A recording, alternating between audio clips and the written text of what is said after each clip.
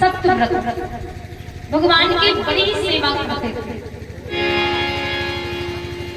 एक बार जलाशय में स्नान करने के लिए गए और जैसे ही स्नान करने के बाद अंजुलि में जल लिया सूर्य भगवान को अर्घ्य देने के लिए, तो उनकी अंजुलि में एक सफरी आ गया।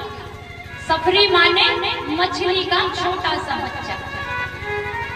और जैसे ही हाथ में आया तो उन्होंने ऐसे फेंक दिया कि गलती से आ गया और जलाशय में चला गया। और जैसे ही वो जलाशय में गई मछली, तो वो मछली फूलने लगी, कहने लगी राजन, मैं इस जलाशय में कैसे रहती हूँ, मैं छोटी सी हूँ और इस जलाशय में बड़े बड़े जीव हैं और मुझको खा जाएंगे, मेरी प्राण रक्षा करो। कहा ठीक है।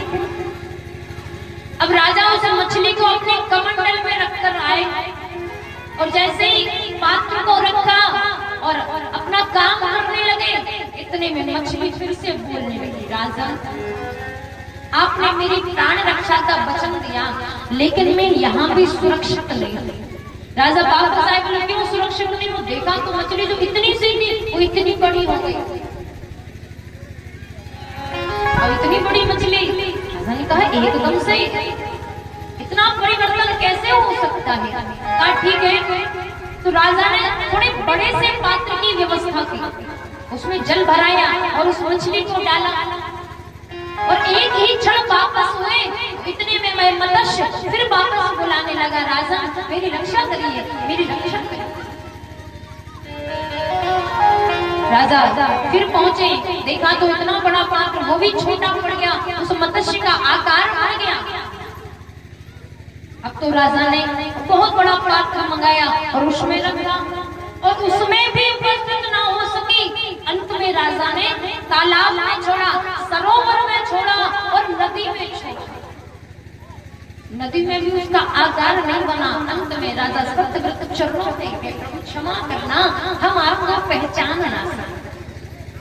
इतने में ही उस मत्स्य के स्वरूप में भगवान विराट का अवतार हुआ। प्रेम से बोलो विराट भगवान।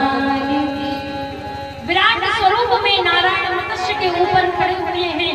सत्यव्रत राजा ने प्रणाम किया। आज भगवान कहते हैं राजा अब सृष्टि प्रलय की हो रहे हैं, सतयुग का अंत होने वाला है और सृष्टि प्रलय की हो रहे हैं। मैं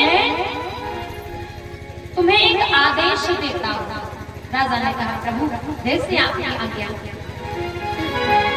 तो उस समय भगवान ने कहा कि जब मेरा आदेश होगा तुम्हारे पास स्वतः ही एक नाव आएगी, उसमें प्रमुख औषधियां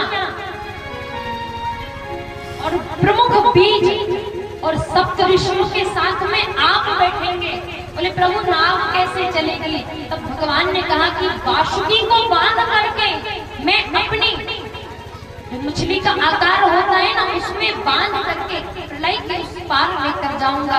जैसे ही समय आया और सत्यव्रत राजा को आदेश मिला, नौका में उन्होंने सब सामग्री रखी, सप्त ऋषियों को बिठाया, वासुकी नाग में नाव को बांधा और नाव को बांध करके मुख को मत्स्य के ऊपर बांधा। इस प्रकार भगवान ने सृष्टि के मुख्य जीवों की और प्रजातियों की एवं बीजों की, सप्तऋषियों की सबकी रक्षा की और सतयुग से अब हम और आप त्रेता में प्रवेश करेंगे। प्रेम से बोलो अयोध्या।